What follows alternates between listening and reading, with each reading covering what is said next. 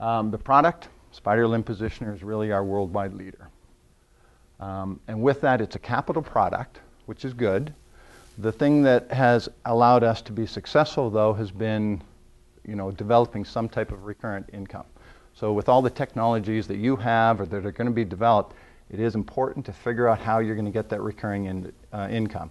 So if there's a bad year in the market, something happens, you still have some revenue coming in so you can continue that company going.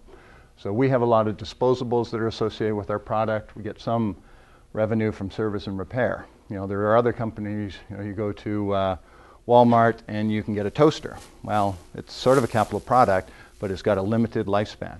So every 2 years you have to go and buy a new toaster because it doesn't work. So depending on the product strategy you have to figure out how you're going to maintain that company and continue making sales. The last thing you can do is potentially renting and leasing, so instead of just selling it. This is our market leader. This is new expansion. So as we go with that product, we're continuing to develop different uses for it. So this is lateral shoulder surgery. The top picture is positioning for elbow surgery. This is wrist surgery. Set up for ankle surgery at the top and hip arthroscopy. And so our continual R&D is to try and make products within our niche that utilize our technology without going too broad, right? Because it's, unless you have lots of money behind you, you want to be able to make sure you're the best at what you do. In the quality and regulatory stuff, it's critical in medical devices. We're subject to ISO certification. We just had a 3-day ISO audit earlier this week where they come in, they go through all your processes. And so your processes have to be documented. You have to know where all your materials have come from. If there's something that goes wrong with a product, you have to know why and how you're going to change it. And we're a Class 1 medical device. If you're a Class 3 medical device, it's 10 times as much or 100 times as much. And so that class of medical products that you're selling is critical. These are all examples of Class 1 things. We've got little gauze at the bottom, OR tables, dental picks, gloves, and a bedpan. All of those things, and someone said today that software now is a Class 1 medical device. So if it's a medical device, you have to have a good manufacturing process. If you go in higher classes of medical devices, it's got some serious things that you have to look at. You need more infrastructure. You have to have a really good quality system much earlier in your development. You have to document things from day one. It takes a lot longer to get to market. You need a lot more money. So if you're a Class 3 medical device, most of those companies are public companies because they need a lot more money to get going. There's more risk and more payoff. These are the bodies that regulate. And so we've got Health Canada, FDA, and in Europe, your CE mark. To sell the product, how are you selling it? We started off with independent distributors, and by having good products, then a global distributor was interested in our products. We signed a global distribution market. So they're a huge company. Each one of their reps has 1,000 products in their bag, and we have to work with them as much as possible so that they want to take our product out of the bag and show it to the surgeon all the time, and not that it's in the bottom of the bag. Going with the product, you have to have good service, and we have to develop programs with the distributor to be able to do that. This is sort of our map of our main distribution places in the world. And so in going with a global distributor, we're able to sell our product globally. And if we were just selling in Canada, the market in a little niche product is much more difficult to get to. Our greatest resource is our employees. And so we work very hard to figure out how to keep our employees happy, to keep them engaged, to keep them thinking about how to make our products and our services better. So we work on the corporate culture, we work a little bit on benefits and employee ownership, profit sharing, all those types of things. A couple weeks ago, we did a survey of our employees looking at what the top 10 reasons why they like working at TENET Medical. And so if you look through this, there's a couple things that you'd notice right away. Profit sharing and salary are 8 and 9. Right now in Alberta, being a stable company was number 1. And that's because everyone knows 2 guys that have been laid off because they're in the oil industry.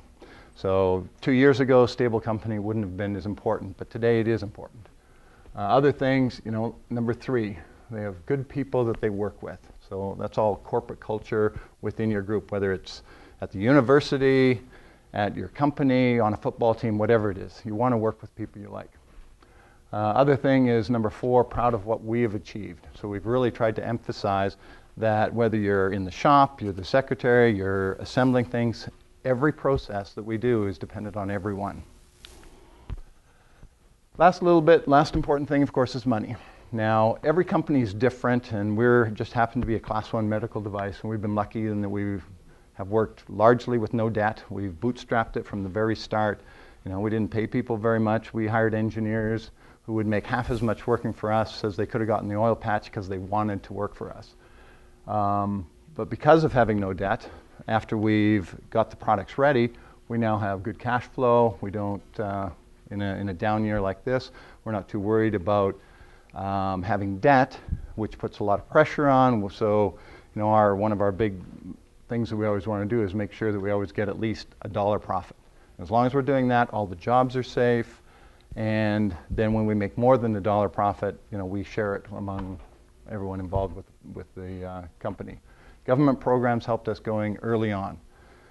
Between the WD and the federal IRAP programs and the Alberta programs, they really helped the company get going. So take advantage of them if you can. And it's very important to use that to get the company going.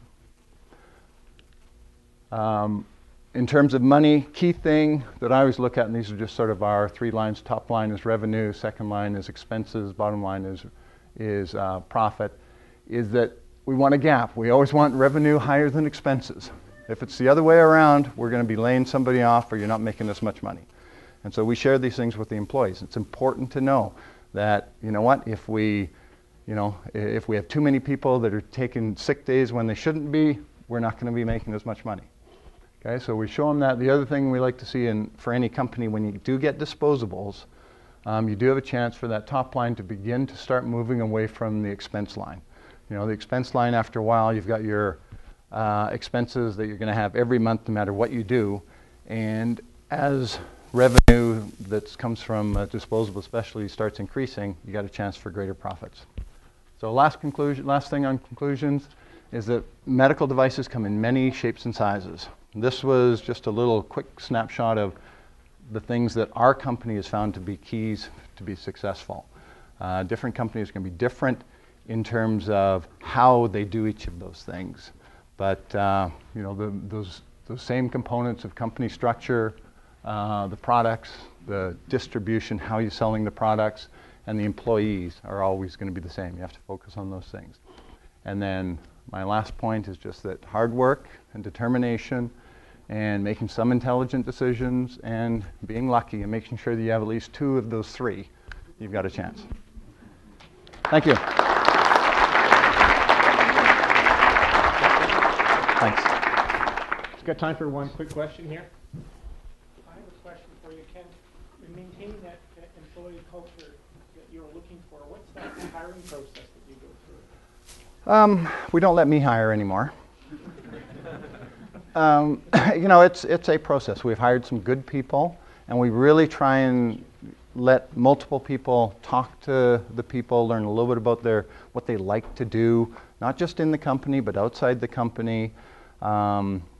Recently, for all of our engineers, we hire young engineers, and all of our engineers are graduates of the University of Calgary, and the last 3 of them we've hired as interns for 1 year between their 3rd and 4th years, and so we get to really see them. We get to know if they're good people, if they fit in, and we haven't had to let go of very many people, but if you do have to let somebody go, you have to do it quickly.